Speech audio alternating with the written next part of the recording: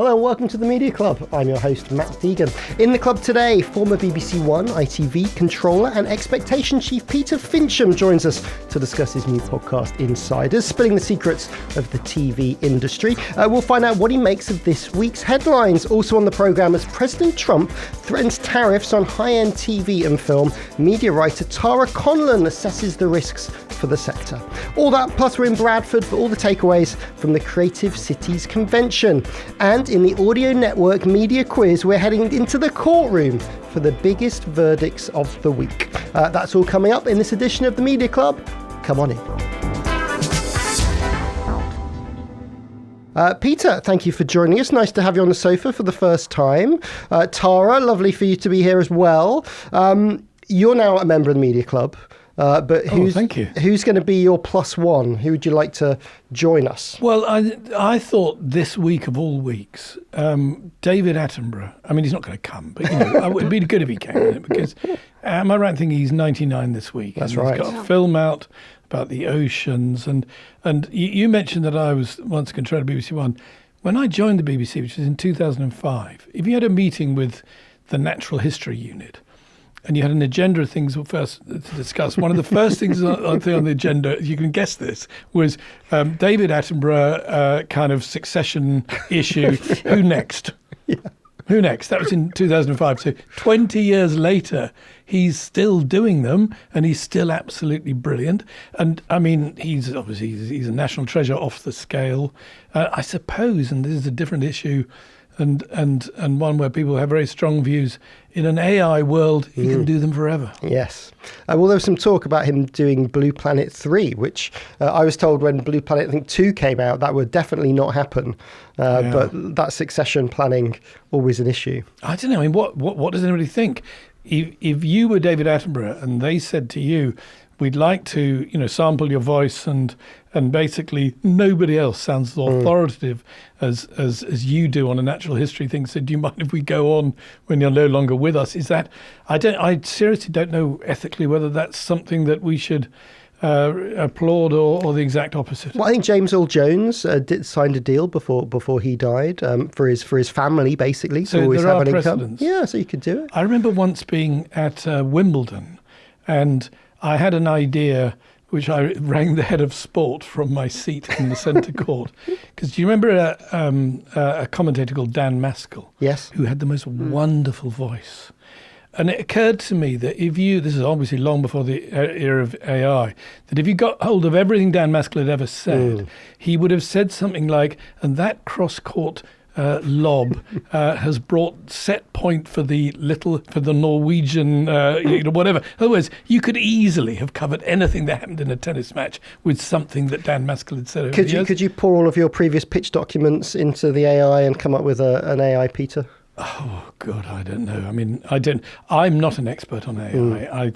I was talking to somebody only recently who's making a program for the BBC, and I don't think because I was told this in confidence, I don't even know this is something I should say, but it's a formatted program, and what they'd done is fed every episode of this formatted program into an AI program. Then, having made a new episode, they fed the rushes directly to the AI program, and it edited the program. Yes. They didn't quite edit it because they then had to do a bit of a fine cut, as you would imagine. But it saved, I guess, weeks of editing time and cost, and did, from what this person was telling me, a very creditable job of editing it. Now, if that's the future, is it a future we all embrace with enthusiasm, or is it the opposite? And I'm sure we don't want to go on about this for too long.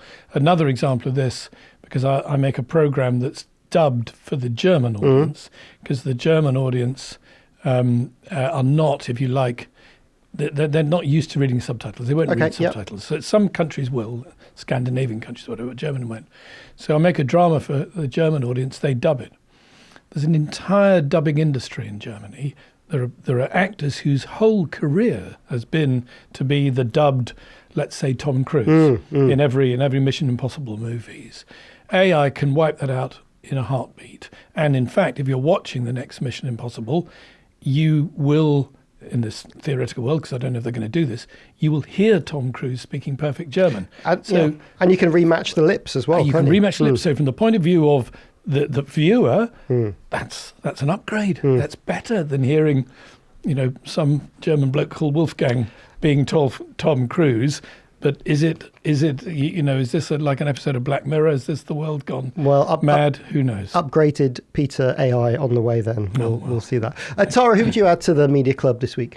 Well, actually, it's kind of relevant, actually, my choice, because, and about David Attenborough, whenever I've interviewed him, he's so up on tech, he's probably already thought of it. He's probably already done it, because he loves new tech, doesn't he? Yeah. But my person is Michael Levine, who is CEO of BBC Maestro. And BBC Maestro is the online learning platform that the BBC has of masterclasses. So if you want to be, taught by Jojo Moyes, or, if you want to learn songwriting by Gary Barlow. So they've videos and they're produced. So this is the first time, last week it was announced, this is the first time they have recreated a dead author. So Michael Levine is the brainchild of his to come up with this idea of bringing to life Agatha Christie. A big announcement last week in Claridge's, very lovely, but a very serious point behind it, which was that she is going to be teaching people how to write. Whenever BBC Maestro spoke to anyone, any of their buyers of their masterclasses said, who would you like? Everyone always said, oh, Agatha Christie. We'd love to be taught by Agatha Christie. So they use, and this is a good news story about AI, actually, what with the data bill this week, et cetera, and creative copyright and all of those issues going on. This is ethical AI. So they actually got an actress, BBC Maestro did, Vivian Keane, I think her name was, and she learned the mannerisms of Agatha Christie. They had a team of experts. They put together all the research, all her writings, various recordings she'd done. She hadn't done that many. And fed all of that into AI. Vivian learnt the mannerisms. And then they basically put that onto her face. She had, the hair and the makeup. Hair's very difficult to do on AI, so we kept her hair. And Did it look good? It does look good, actually. It does look good. But you've used a very interesting word there, Tara, because you've said this is ethical AI. Now, it's ethical AI, but Agatha Christie sure as hell doesn't know about it. But I'm not saying... her family does. Yeah, no, sure. But I guess the wider point there, and I, again, genuinely don't know the answer, as AI develops and sweeps into our lives, will we be able to draw a straight and neat line down the middle between ethical and unethical AI? Won't there be many examples of things from one point of view you might say it's unethical, from another you might say it's unethical, and aren't we already encountering those very dilemmas? I think, you're right. What it has done, though, I guess why they're calling it ethical AI is that it's created around 100 jobs. So they're saying it's bringing jobs to the industry rather than taking away. And obviously, you're right, there's a lot of money in this. I mean, BBC Maestro got funding rounds from the Downing Ventures. I think they got a couple of million from some of the venture capital firms. So it's a growing business, but you're right. Because creating jobs doesn't itself make something ethical. No. Obviously. So, it's a nightmare for agents as well, because what do they write in going forward with regard to their clients? It's another 15% in perpetuity. I'm sure they'd be over the moon. Okay, now the US and UK at the time of recording look set to announce a trade deal, which we believe will cover film and high-end TV. But that hasn't stopped the recent threats giving the sector a real wobble and exposing some of the pinch points in drama and entertainment production at the moment. Tara, we know the headlines that got us here: pandemic, US actors strike, inflation. But it's been hard for filmmakers to be a negotiating pawn in a trade deal. It's really hard. And it sort of came out of the blue. Obviously, Trump has, his Hollywood ambassadors. They reckon he watched, so two announcements came out of the same thing. He watched Escape from Alcatraz on PBS over the weekend. And from that, he got Let's Bring Back Alcatraz as a prison, and 2, Let's Tariff the film industry. Well, you got to obviously get your show to Donald Trump. If Keir Starmer should be sending him some British shows, shouldn't he? But Called it. I mean, it's really difficult. I mean, from the TV point of view, I think in the last census, they had, I think it was a third of all British TV exports were going to the US, and it was up about 13% to 590 million or something the last time. So it's a big deal. But obviously with a lot of these announcements that are made with Trump, there's a big headline splash, and then, okay, what's in the detail? And so you think, well, does that mean James Bond? Is it, from Texas with Love? I don't know. How does it actually work in reality? What's the practical application of this? And obviously, it's evolving as we speak, so no one quite knows. But in terms of an industry that's already in a period of uncertainty, it doesn't help. And there will be delays in funding. Things will be put on pause while everyone waits to see what the fallout is and what the reality is of it all. I mean, there's a huge amount of tax options for TV and film producers. About 1.4 billion, I think, comes from the government. How much of the success of our TV and film industry comes from those breaks versus the amazing quality of our teams here? Well, no, the quality of the teams is really important. I mean, people make movies in Britain and TV in Britain because there's such a fantastically skilled craft sector there. But what I find slightly surprising about, the Alcatraz point is a very good point. How seriously do you take these things? Because it could be devastating. Most of the people who've invested in new studio space in recent years in the UK are Americans. So he's punishing Americans because that studio space might be empty. And then again, in the announcement, he has this wonderful phrase, foreign lands. What a wonderfully colonial era phrase, movies made in foreign lands. But within America, you have these huge variations. People go to Atlanta, for instance, because they get tax breaks. They go to Toronto, which admittedly is in Canada, which isn't yet part of America. 51st state, I'm sure. Well, because they get tax breaks and so on. The problem here is California. The problem is very, very expensive to film in California, and that's Hollywood. So it's a kind of very old-fashioned kind of Hollywood, California-centric view of the world that we've got to bring back filmmaking to Hollywood, like bringing back manufacturing to the Rust Belt or whatever. I'd say, yes, of course, it's going to lead to uncertainty, because the uncertainty is while people evaluate how. 100% tariff, 100% of what? Nobody even knows. It feels so back of a fag packet, and I dare say, over the coming months, it will become real or not real, and what form of reality it is will become clearer to people. There's an interesting response from some of the politicians in California. So there's about $500 million of tax breaks in LA.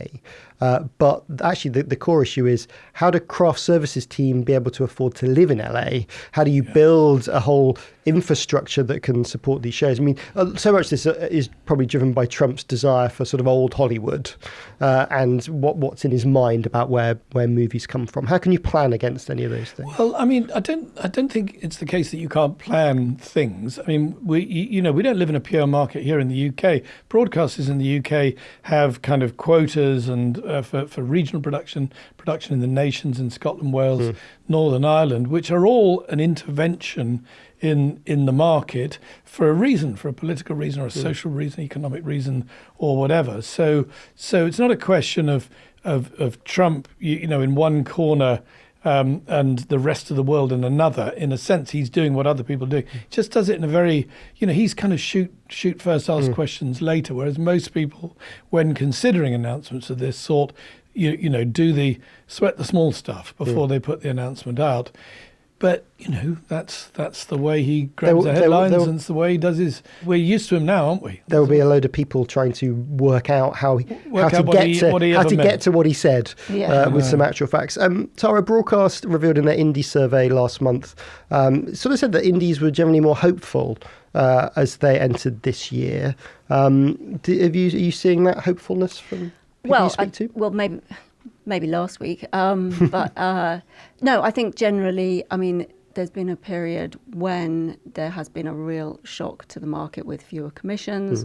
Talking to people, it's about, where the opportunity is coming from in terms of funding. Peter knows more than I do about that. But I think people are sort of seeing green shoots, talking to people. I mean, there are a lot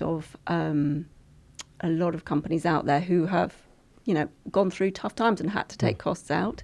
Some indies have closed, but so equally, you also hear there's a bit more movement in M&A now, and obviously, the key thing is the talent, and if the big, super indies, as we used to call them, are out there looking to snap up other talent to try and grow. They've got to give some more returns to their investors somehow, haven't they? So they'll be looking for the next generation of talent. Green shoots in indie production? Well, look, I think if you're not of a hopeful mentality and frame of mind, don't become an independent producer, because it's a kind of vote of faith in your ability to come up with ideas and projects and scripts, and nobody, an independent production company, when launched, if you like, nothing is guaranteed at all. They might never make anything. Tara's absolutely right. Some indies have kind of quietly folded, or some of the larger indie groups have closed down some labels. We live in a bit of a two-tier world now, where there's these big indie groups. So All Three Media, Fremantle, ITV Studios, Banner J, who might be about to buy ITV, I don't know whether they are or not. And they have under them, under their umbrella, a lot of indies that were once indies and aren't really indies now. They're labels within this large company, and then the number of what you call true indies, if you like, isn't as great as it once was, and it's hard for them.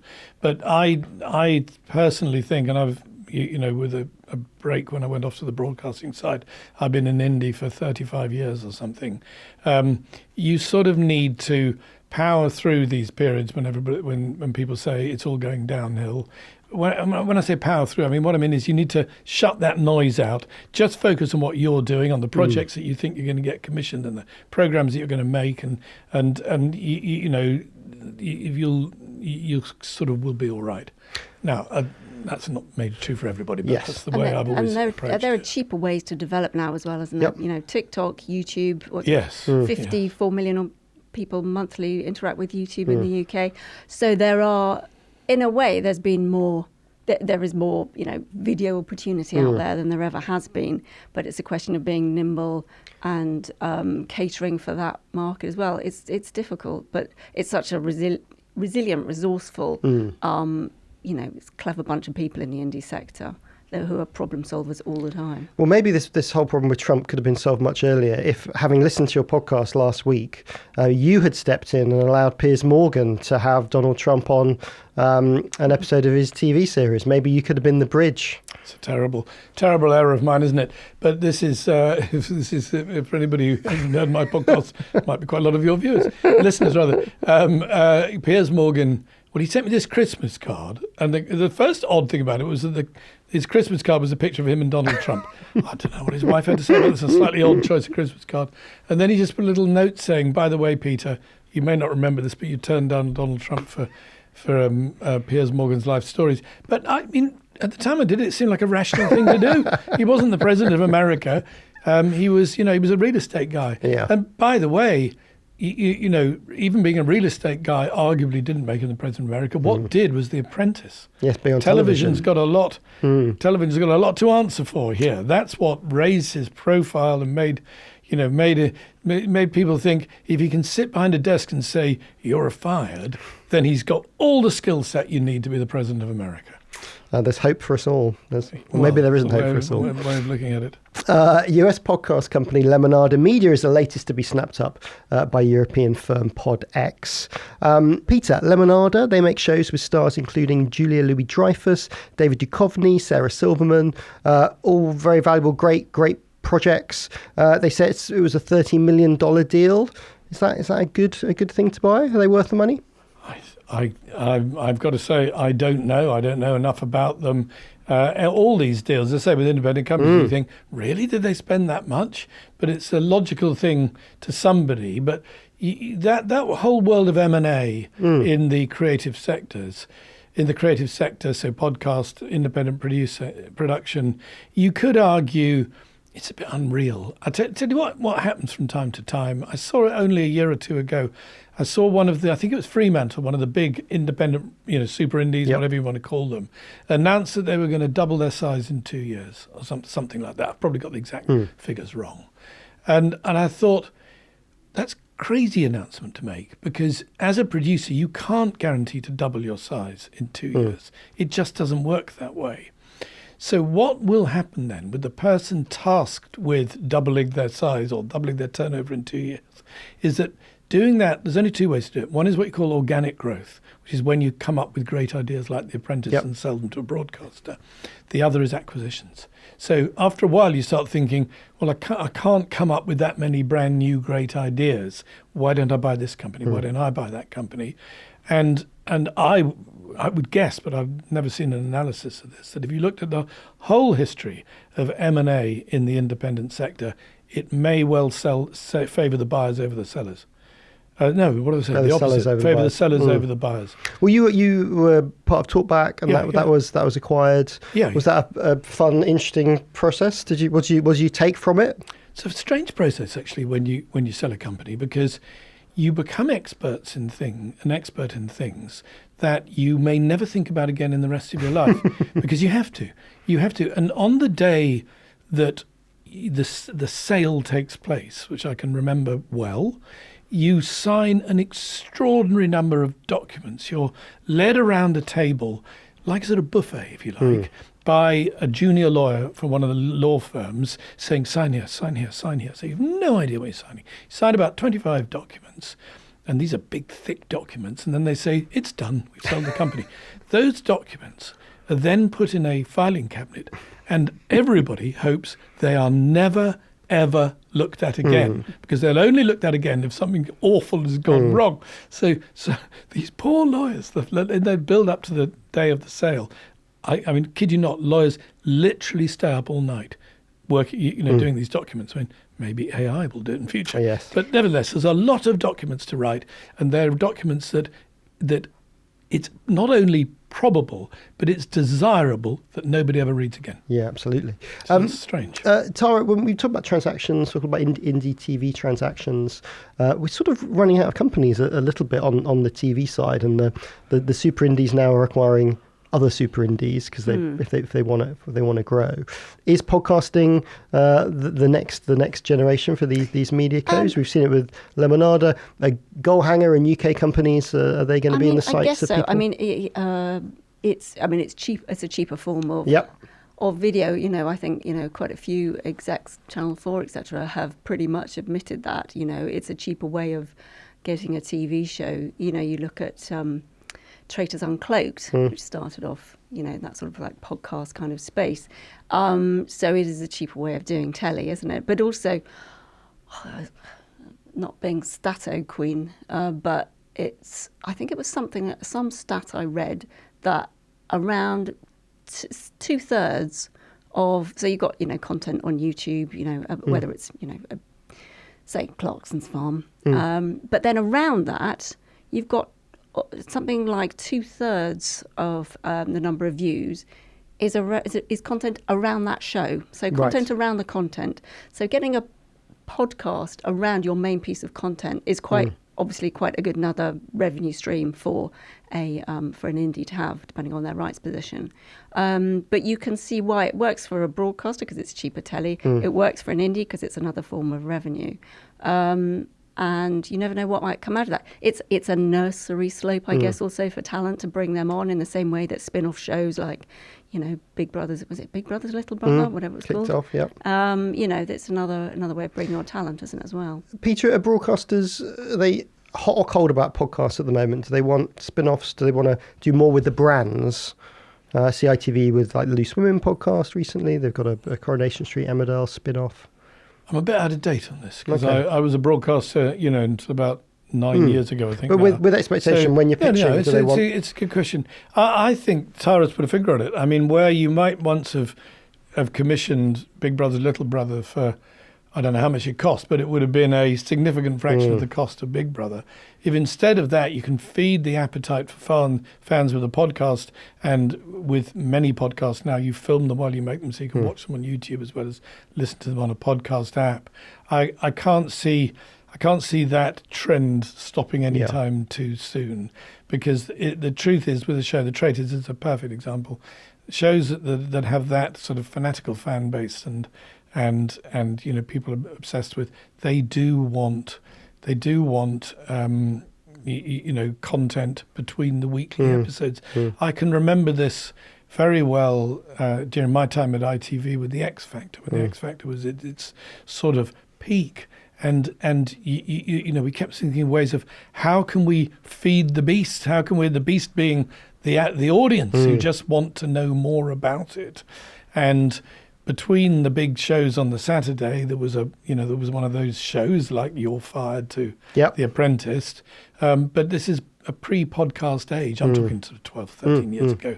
If the X Factor was around today, would there be a podcast or quite a few podcasts? Yeah. Of course there would be. Could you not stream like Jeremy's piglets on Clarkson's farm, like Pig Brother? You put some ads around that, wouldn't you? You could do that. Yeah, I mean, to that exact point, and going back many years ago, the first couple of series of, or maybe not the first series because it wouldn't have occurred to them, I think the second series of I'm a Celebrity, Get Me Out of Here, they effectively streamed it live from the jungle on a sort of channel like ITV4 or something, that, so quite a small channel. And if you became obsessed with it, you could watch it all day live. Watch the rushes.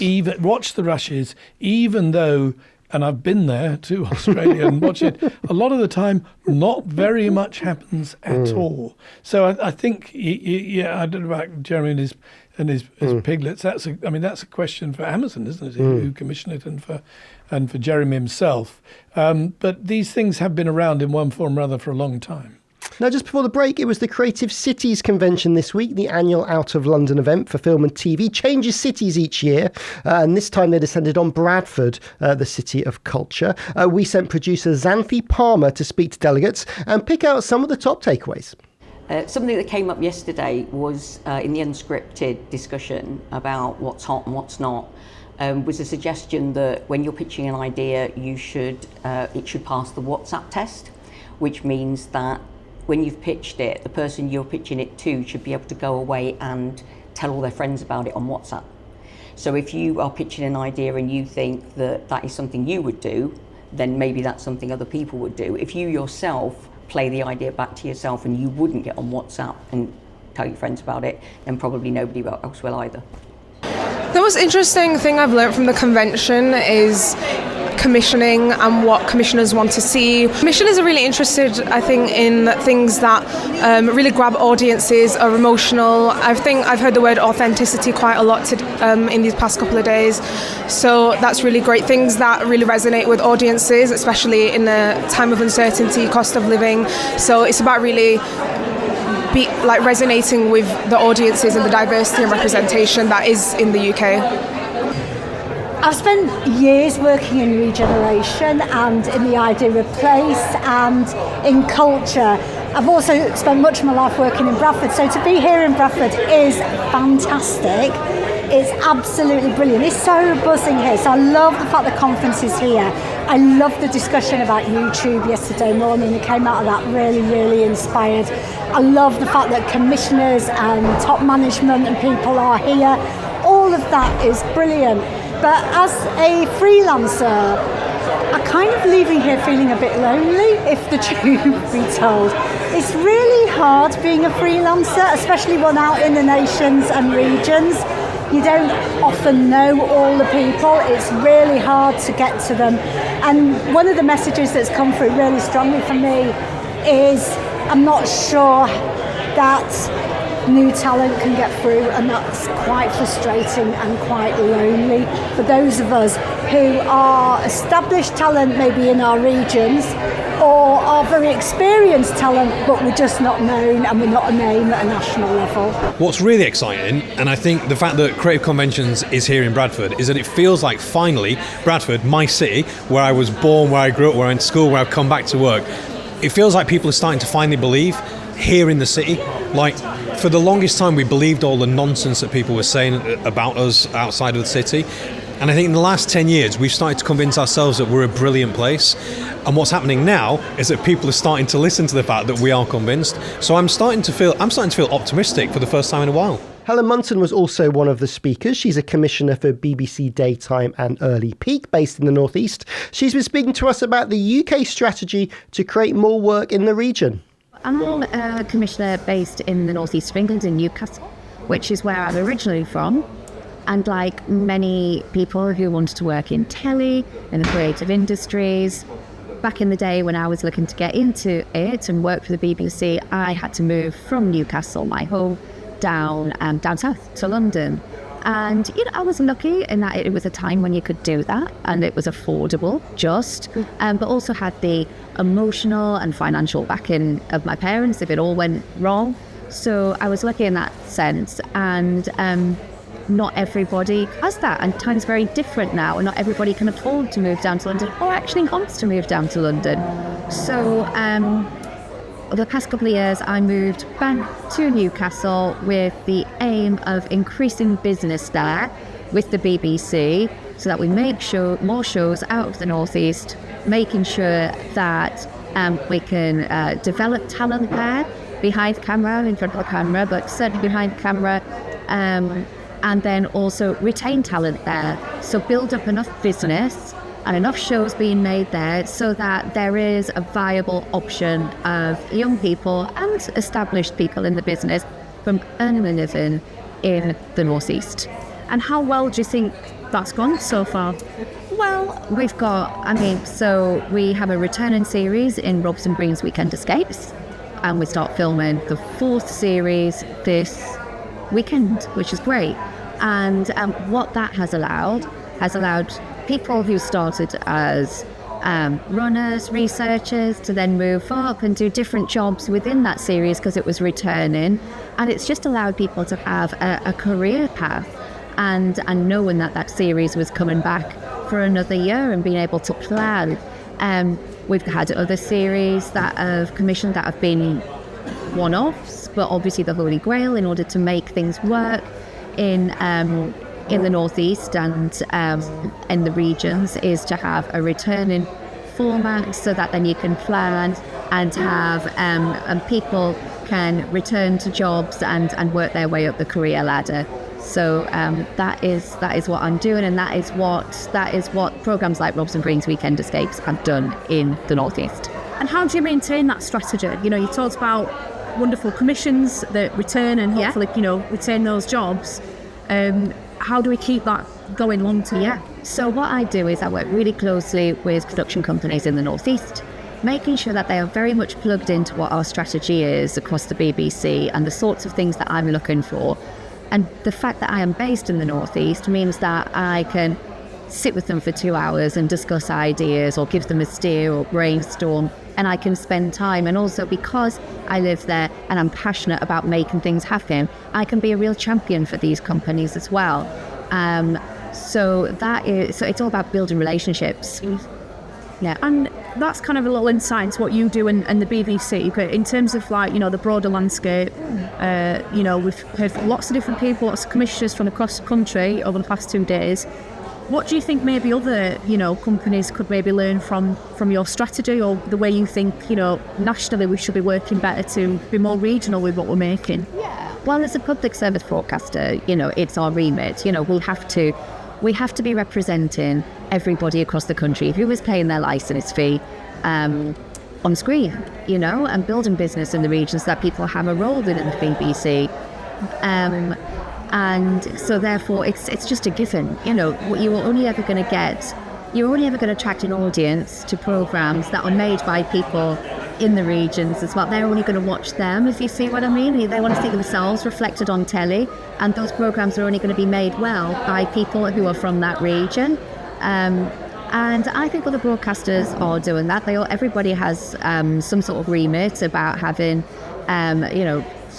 being outside of London and having a presence outside of London. But certainly it's incredibly important to the BBC. I mean, within my area and my department, BBC Daytime and Early Peak, 85%, I think it's over 85% of our programming comes from outside of London, from across the UK. So I think, we are absolutely committed to making sure that is a strategy that comes to life.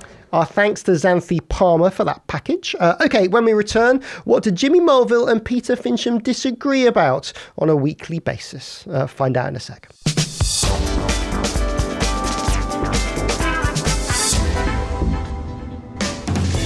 Hello Media Club listeners, Patrick here from Podcast Discovery, the podcast marketing company, where this week we've been thinking about your podcast marketing funnel. We all want to widen the funnel and make more people aware of our shows, but how do you get them from there to listening to an episode? And from there, how do you turn them into a loyal subscriber? For answers to these questions or anything else to do with podcast marketing, head to podcastdiscovery.com. That's podcastdiscovery.com. A lot of telechat on the show today, but what do the Media Club and your favourite chat shows have in common? Well, aside from sharp conversation and standout guests, both shows are filmed in top-tier studios. These days, people aren't just listening to their podcasts, they're watching them too. And thanks to Podshop, our show doesn't just sound great, it looks great as well. So whether you're just starting your podcast journey or a seasoned pro like us, Podshop's the ideal space for recording content that stands out from the crowd, so you can focus on the talking and leave the rest to the experts. And for a limited time, you can get 25% off your first booking here at Podshop Studios. Just use the code MEDIACLUB when booking online at podshoponline.co.uk. So don't miss out. Head to the studio page at podshoponline.co.uk and claim your 25% off. Welcome back. Before we return to our guests, here's what we've been discussing in the Media Club this week. The BBC hosted a memorial to Steve Wright this week at Broadcasting House. The attendees were pretty much who's who of British entertainment, most of which have passed through the big show at some point. That include James O'Brien, Jessie J and John Coulshaw, and that was just the J's. We know a little bit more about what Channel 4 chief Alex Mann is doing when she steps down in the summer. She's writing her first novel, which a publishing agent has been pitching out this week, according to Deadline.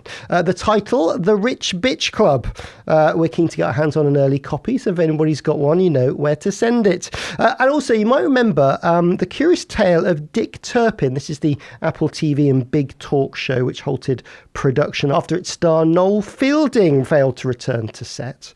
It looked like the whole show was going to be scrapped, but now broadcasts have revealed they've managed to scrape together a final episode. Links to all those stories and more on our Substack. Just head to themediaclub.com, sign up. It's all free and you'll get an update from us every week. Tara and Peter are still with me.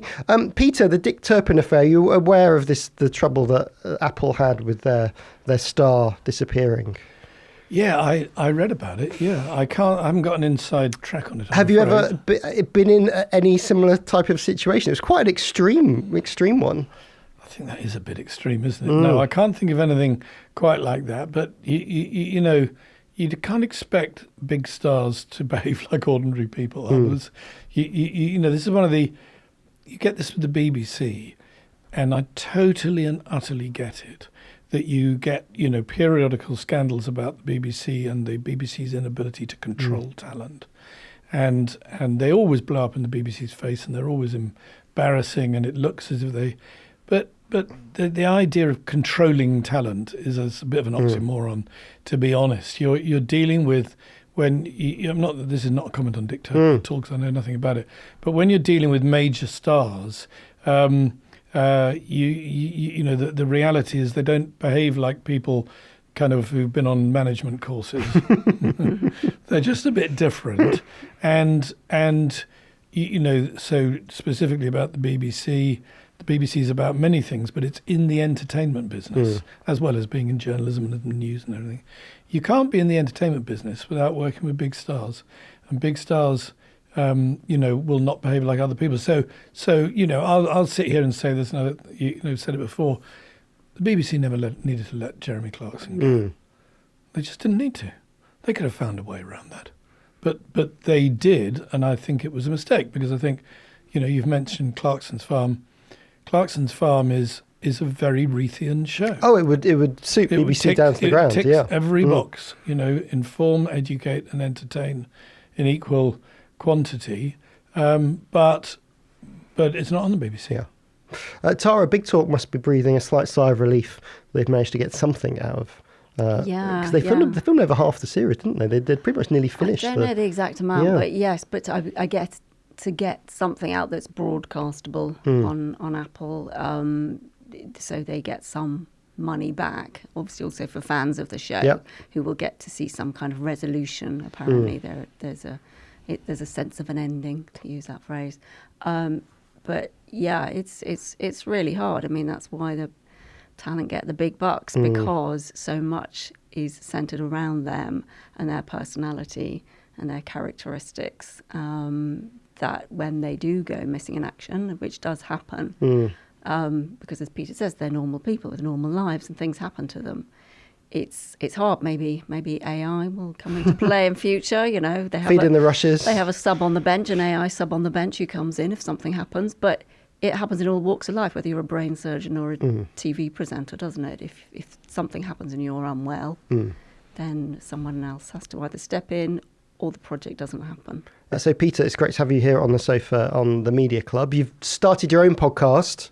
Maybe you're an evil competitor. Maybe we should push down the stairs as you leave today. That's why we've invited him here on those very steep, narrow stairs. Yeah. Have you enjoyed being in front of the mic?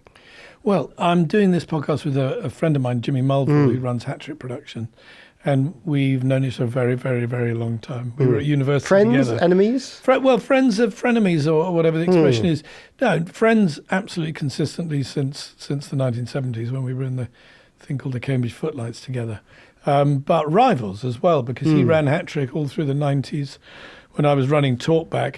And now, Expectation and Hat-Trick, I suppose, are rivals as well. But you can be very friendly rivals. And I've always thought in the independent television sector, there's as much that binds all these companies together, a common desire to survive and thrive, as makes them rivals to each other. So it's a very easy thing for me to sit and do, to talk to Jimmy, and we have a sort of bit of a format where our producer gives us subjects to talk about in an envelope, and we open up the envelope, and we talk about them, and then.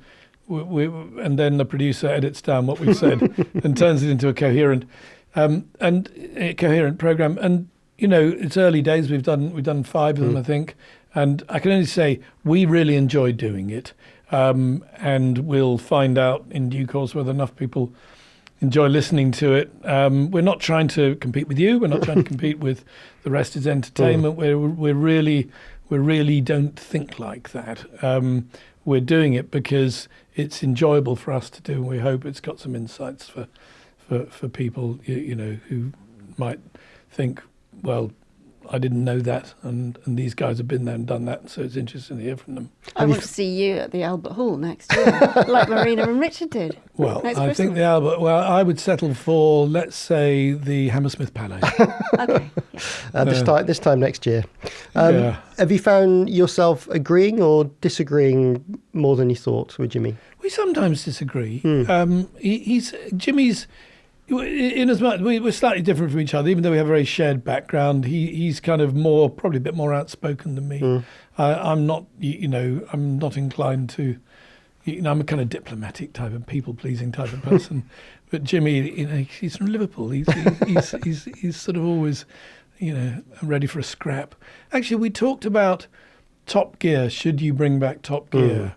And his view was, no, you shouldn't, because it'll never be the same as it was with Jeremy Clarkson and the other two, Richard Hammond and James May. And my view was, when you've left enough time since the awful thing that happened to Freddie Flintoff, why not bring it back? It doesn't matter that it'll never be as good as that. Still, there's still a gap in the marketplace for a big show about cars. And in fact, the reason we were talking about it is that Jeremy himself had said, I think they should bring back Top Gear so they can explain electric cars to people like me who don't understand them.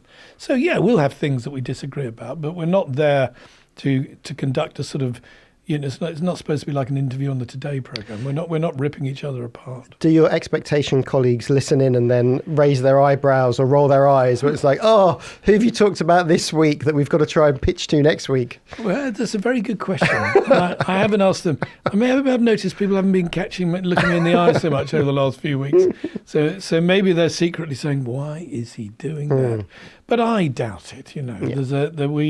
We're doing this co-production between Expectation and Hat-Trick, so I think we take turns. We have a lawyer. Obviously, you do have to get a lawyer to listen to this. And I think 1 week it's us and 1 week it's them. And it seems fine. It's fun to do.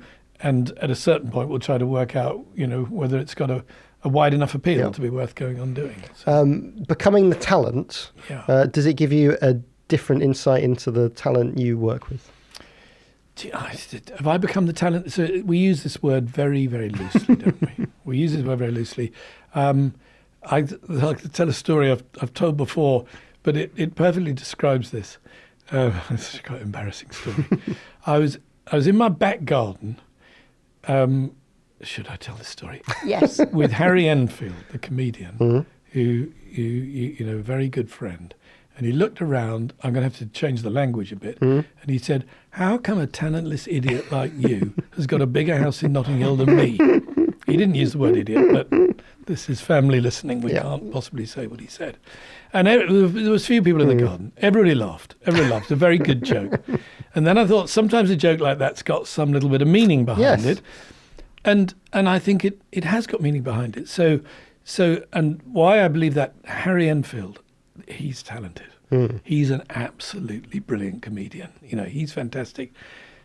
On that scale, I'm not talented like that. I'm, all right, I'm doing a podcast, and I've been a television executive, and I've, run some companies and or whatever. You write. Well, I know. And you play the music, write the theme tune, sing the theme tune. I'll slip you a fiver afterwards. No, so maybe I've got, a number of half talents or abilities. But when we talk about talent in the television terms, I think you're talking about somebody like that who's special. So I don't want to claim to be in that company. Well, just before we head to the break, there's been a lot of changes in PSBs, at the top of PSBs. Yes. Charlotte Moore is off. Alex Mann is off. They've both had pretty good runs in relatively difficult jobs. Are they getting out at the right time? I don't know. Well, I don't know.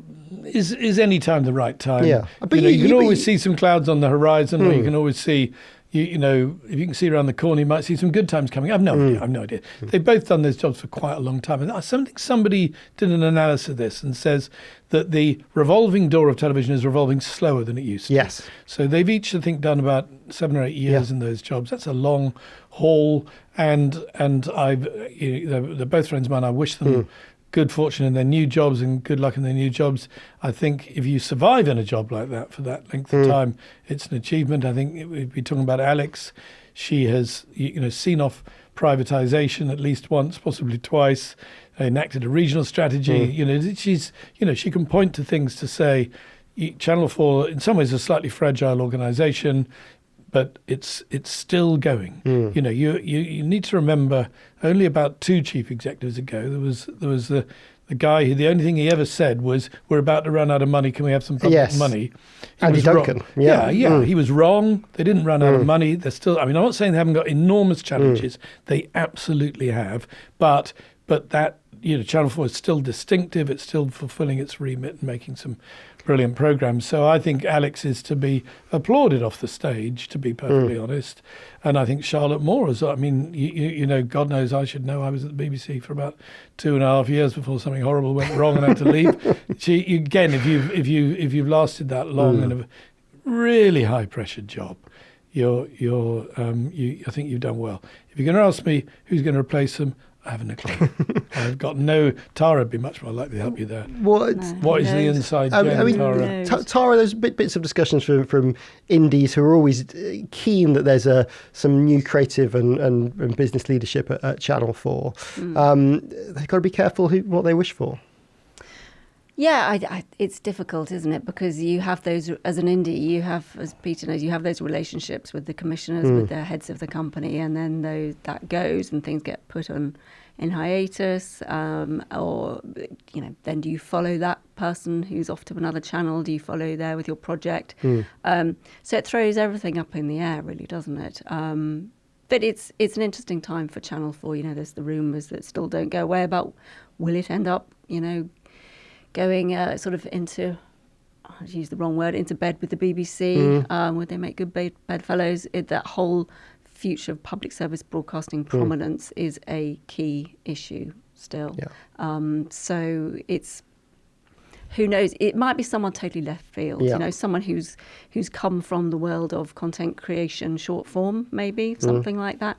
You never know, it depends. Right, just enough time for the Audio Network Media Quiz. Let's see how much our guests have been paying attention to the media news this week. And the quiz this week, it's called Courtroom Dramas. 3 verdicts have been delivered this week, but can you guess the media story from this very barristery closing argument? It says here, which means I have to probably do an impression next. And remarkably, Alex at Audio Network has taken that very slight brief from producer Matt, and she's come up with an entire suite of music to score the game. Okay, quiz is best of 3. Buzz in with your name if you know the answer. So Tara, you will say... Tara. And Peter, you will say... I'll say Peter. Let's play Courtroom Dramas. I put it to you that both parties had been stuck in a rut of being a few percentage points apart on the final settlement sum and submitting assessment costs that were a little... So, hang on a sec. I should say this in the style with which it was delivered, which set off this whole process. I should say it's... Rebecca Vardy versus Colleen Rooney, the end to, well, hopefully the end to the, what I think the cost judge called the long and unhappy road that's been Rebecca Vardy versus Colleen Rooney. The Agatha Christie trial. Yes, I think it was 1.4 million Yes, costs. Rebecca Vardy has been told to pay 1.4 million of Colleen's legal costs. Unlucky for her. Okay, question number 2. I put it to you that there was a lapse in your usual high editorial standards and you should have reflected a statement from the Home Office. Tara. Yes. Peter, you have to work hard. You've won, Tara. Tara, yes. So I think this is the BBC apologising over the Prince Harry, BBC News, over the Prince Harry interview, whereby they had not given, they did obviously the interview, but I think it was on the Today programme. They said we haven't, basically the Home Office and Buckingham Palace hadn't been allowed to give their point of view to Prince Harry's, it's a, what was it saying, establishment stitch-up. Yeah. It's sort of an odd mistake to make. How's that got in front of a judge so quickly? It's only a few days ago. Maybe we're extending the concept of the game a little bit. BBC and issues... Hang on, does it need to be... You know, obviously I'm very familiar with the whole duty of impartiality and balance and so on. But this was an interview. This wasn't part of the news. I think he made some allegations. Interviewed a close protection officer, I think, a former close protection officer, who I think repeated the allegation about it's an establishment stitch-up, and they felt they should have had a right to reply on that. I think the Home Office and BBC and the Royals always an issue. Well, the BBC and the Royals, but they can do no right. And I mean, I watched that Prince Harry interview, and I didn't feel. As while watching it, I want to hear what the spokesman for the Home Office says, because I can make my own judgment. I don't. You know more about this stuff than me, Tara. Okay, question number 3. Hang on, she's won. Yes, but Tara has won. Now you're just playing for playing for pride. Yes, pride. It's going to be a whitewash. This. I put it to you that with your rival in trouble financially, you mercilessly swooped in and pinched this format for yourself, leading to critical praise. A program has swapped channels. Oh, this is the Bake Off. No. Tara. So Tara, go on. The full Assembly? sweep. That's right. Is it the Assembly?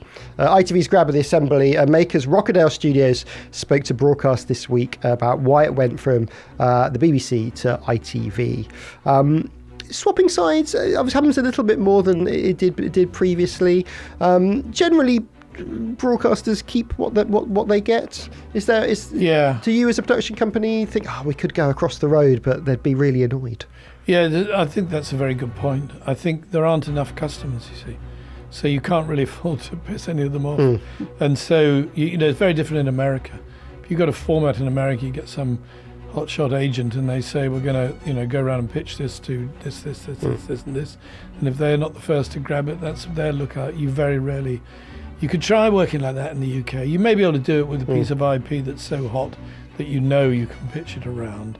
But most of the time you have to develop things quite slowly with broadcasters. Yeah. And the high risk of annoying them by, going behind their back to another broadcasters. So it's quite unusual. It can happen with high value things like Taskmaster or the Bake Off. And that partly reflects, I guess, in both cases, the companies and the people running them who were perfectly happy to, play that high stakes game. But these are the exceptions that prove a rule, aren't they? I would say. Well, congratulations, Tara, 3 out of 3. As a prize, you get to claim £1.4 million of costs from us for everything you do coming on the show. I look forward to the invoice. Yeah. Also, thanks again to Alex for supplying today's music. Remember, Audio Network can do this for you too. Just head to audionetwork.com or click the link in the show notes. How can people keep up with you and your podcast? They search for Insiders, the TV podcast with Jimmy Marvel and Peter Fincham. And there's a new episode out today? There's a new episode out today, and there will be one every week until there isn't. So, we hope for a long time to come because we really like doing it. So, but don't stop listening to this podcast. Very important. You can listen to both. Wise words. I love that. I mean, it's great. Almost every day throughout the week now we've got a media podcast. I love it because I'm a media geek, so I love them all. And how can people keep up with your work, Tara? Guardian, Broadcast, RTS, taraconlan.com. And Blue Sky is your social network of choice. Blue Sky, yes. Excellent. Thank you both. And thanks to you for listening and watching as well. Remember, you can head to our Substack at themediaclub.com. Sign up, it's free, and you get an email from us every week. My name's Matt Deegan, the producer was Matt Hill, and thanks to Xanthi Palmer for our package earlier on in the show. This was a Rethink audio production with video support from Podcast Discovery. I'll see you next week.